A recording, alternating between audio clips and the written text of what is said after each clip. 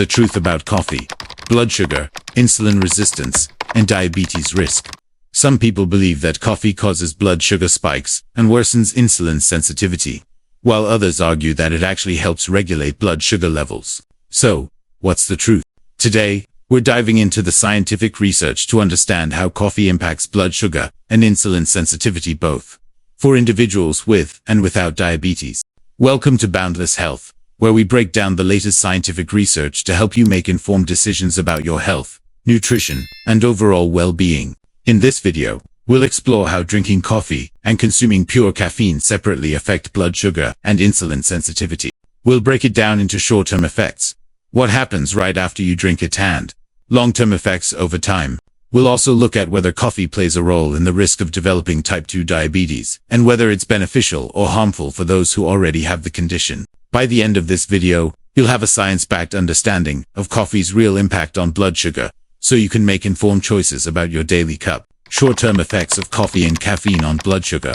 Let's start with what happens immediately after drinking coffee or consuming pure caffeine. A large meta-analysis of clinical trials investigated how these two substances impact blood sugar and insulin sensitivity in the short term.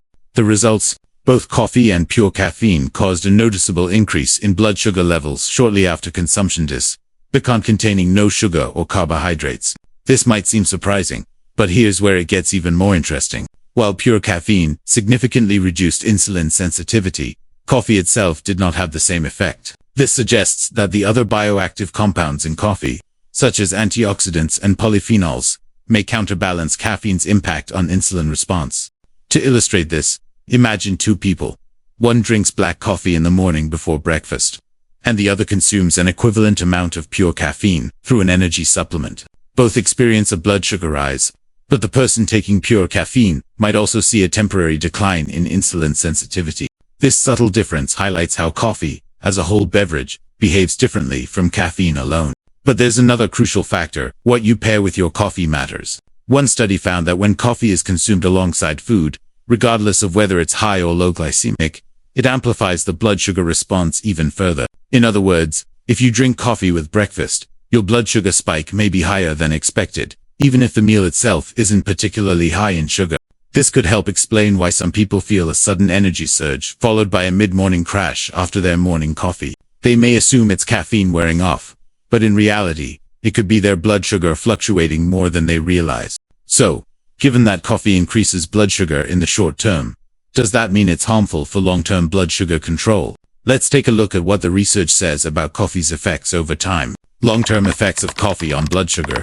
Now that we know coffee can cause short-term blood sugar spikes, the next question is, does this translate into long-term negative effects on blood sugar control? To answer this, researchers have conducted studies examining how regular coffee consumption influences glucose metabolism over weeks and months. One study followed 45 participants over 8 weeks.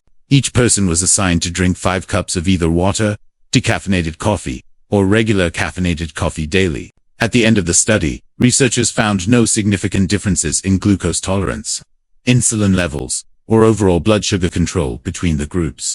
Whether participants drank coffee or water, their ability to regulate blood sugar remained the same. A longer, 24-week randomized controlled trial took this investigation further. Participants drank 4 cups of either regular coffee or a coffee-flavored placebo beverage without caffeine. Again, the results showed no difference in fasting blood sugar levels, insulin function, or glucose metabolism between the two groups. To put this into perspective, imagine two co-workers, Emma and Jake. Emma drinks multiple cups of coffee daily, while Jake prefers herbal tea. If the common belief that coffee harms long-term blood sugar control were true, we'd expect Emma to show signs of worsening insulin resistance over time compared to Jake. But based on current research, Emma's daily coffee habit doesn't seem to have any measurable negative impact on her ability to regulate blood sugar.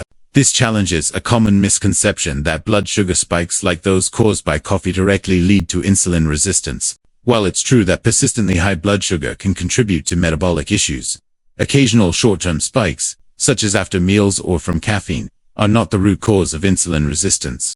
So if coffee doesn't impair long-term blood sugar control, could it actually offer some benefits? Let's take a look at what the research says about coffee's connection to type 2 diabetes risk. Coffee and the risk of developing type 2 diabetes. If coffee doesn't negatively impact blood sugar control in the long run, could it actually reduce the risk of developing type 2 diabetes? Surprisingly, multiple large-scale studies suggest that it might. A meta-analysis that reviewed data from 450,000 people found a clear trend. For every additional cup of coffee consumed per day, the risk of developing type 2 diabetes dropped by 7%. Another study, which followed 17,000 people for nearly a decade, found that individuals who drank 7 or more cups of coffee per day had half the risk of developing type 2 diabetes compared to those who drank 2 cups or fewer. At first glance, these numbers seem almost too good to be true. How could something that temporarily spikes blood sugar actually protect against diabetes in the long term? Scientists believe the answer may lie in coffee's polyphenols, a group of plant-based compounds with powerful anti-inflammatory and antioxidant effects. These compounds may help improve insulin function and reduce chronic inflammation, both of which play key roles in diabetes prevention. To put this into a real-world example, imagine 2 sisters, Anna and Lisa. Anna drinks coffee regularly, while Lisa avoids it because she's heard it might be bad for blood sugar. Over the years, Anna's coffee habit might actually give her an advantage, helping her maintain better insulin sensitivity and reducing her overall risk of developing type 2 diabetes, all thanks to the protective effects of coffee's bioactive compounds. However, before you start drinking 7 cups of coffee a day, it's important to note that excessive caffeine intake isn't ideal for everyone. If you have caffeine sensitivity, high blood pressure, or other health conditions, loading up on coffee could do more harm than good. Instead, the takeaway here is that moderate coffee consumption may offer meaningful protective effects against diabetes without the long-term harm many people assume. So, coffee seems to be beneficial for preventing type 2 diabetes. But what about people who already have it? Does coffee help or worsen their condition? Let's break down what the research says. Why does coffee help lower the risk of type 2 diabetes? If coffee temporarily raises blood sugar, how can it also be linked to a lower risk of developing type 2 diabetes? The answer isn't completely clear, but researchers have identified several possible explanations. One key factor is polyphenols, natural compounds found in coffee that have strong anti-inflammatory and antioxidant properties. Chronic inflammation plays a major role in insulin resistance, and by reducing inflammation, polyphenols may help protect against metabolic dysfunction over time. Another potential explanation lies in chlorogenic acid, a compound in coffee that may improve glucose metabolism by slowing the absorption of sugar in the gut.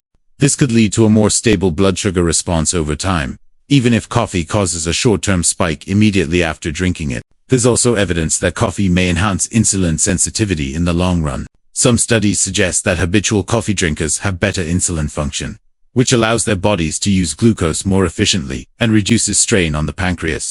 This could be why those who drink coffee regularly have a lower overall risk of developing type 2 diabetes.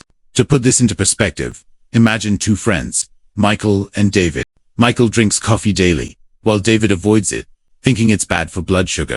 Over the years, Michael's body may develop a more efficient way of processing glucose due to the beneficial compounds in coffee, while David may not get those same protective effects.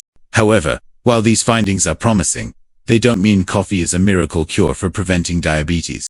Diet, exercise, and overall lifestyle choices still play a much bigger role. Coffee may be a helpful tool, but it's not a substitute for a balanced, healthy routine. So, coffee appears to offer protective benefits against diabetes risk. But, what if someone already has diabetes? Let's explore how coffee affects blood sugar control in those who are already managing the condition. Coffee and blood sugar control in people with diabetes. If coffee can help lower the risk of developing type 2 diabetes, does that mean it's also beneficial for those who already have the condition? The answer isn't so straightforward. For people with diabetes, coffee can have both positive and negative effects. On one hand, the polyphenols and antioxidants in coffee may still provide some long-term metabolic benefits, such as reducing inflammation and improving insulin sensitivity. However, in the short term, coffee can cause significant blood sugar spikes, making it harder to maintain stable glucose levels. A systematic review of 9 studies found that in people with diabetes, drinking coffee increased blood sugar levels by up to 30%, raised insulin needs by 50%, and decreased insulin sensitivity by up to 30%. These numbers indicate that coffee can lead to more pronounced fluctuations in blood sugar, which may be challenging for those already struggling to keep their glucose levels stable. To put this into perspective, imagine Sarah, who has type 2 diabetes and enjoys starting her day with a cup of coffee. One morning, she decides to check her blood sugar before and after drinking coffee. Before her coffee, her blood sugar is stable, but after, she notices a sudden spike, despite not eating anything alongside it. If she is unaware of this effect, she might mistakenly blame her breakfast later in the day, instead of recognizing that her morning coffee is influencing her glucose response. But here's an important distinction. Just because coffee raises blood sugar temporarily doesn't necessarily mean it's worsening diabetes in the long run. The problem is that research on long-term coffee consumption in people who already have diabetes is limited. Most studies focus on how coffee impacts diabetes risk, rather than how it affects those already managing the condition. For now, the best approach for people with diabetes is individualized monitoring. If you enjoy coffee, consider tracking your blood sugar response to see how your body reacts. Some may tolerate it well, while others may need to adjust their intake or opt for decaf. While we've explored how coffee affects type 2 diabetes, what about those with type 1 diabetes? Unfortunately, research in this area is even more limited. But let's take a look at what we do know. Unfortunately, there's even less research available on that topic. Let's take a look at what we do know. Summary and key takeaways. After reviewing the research, what's the final verdict on coffee and blood sugar? Let's break it down into key points. Short-term effects. Drinking coffee or consuming caffeine can temporarily raise blood sugar levels. However, while pure caffeine significantly reduces insulin sensitivity, coffee itself does not seem to have the same impact, likely due to its other bioactive compounds. Long-term effects. Despite short-term blood sugar spikes, regular coffee consumption does not impair long-term blood sugar control. Studies have shown that drinking coffee over weeks or months does not negatively affect fasting blood sugar, glucose tolerance, or insulin sensitivity. Risk of type 2 diabetes. Research involving hundreds of thousands of participants has consistently found that drinking coffee is associated with a lower risk of developing type 2 diabetes. Every extra cup of coffee per day may lower the risk of developing type 2 diabetes by 7%. Researchers believe this is due to the polyphenols and other beneficial compounds found in coffee. Effects on people with diabetes.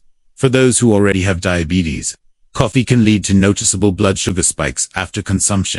While this doesn't necessarily mean coffee worsens diabetes in the long term, individuals should monitor their response and adjust their intake accordingly. To put it simply, if you're concerned about diabetes risk, coffee appears to be more helpful than harmful. But if you already have diabetes, being mindful of its effects on your blood sugar levels is key to making informed choices. If you found this video helpful, support Boundless Health by checking out the links below. Your support allows us to continue bringing science-backed insights to you. And if you haven't yet, hit subscribe and share this with someone who needs to know the truth about coffee and blood sugar. Thanks for watching, and I'll see you next time.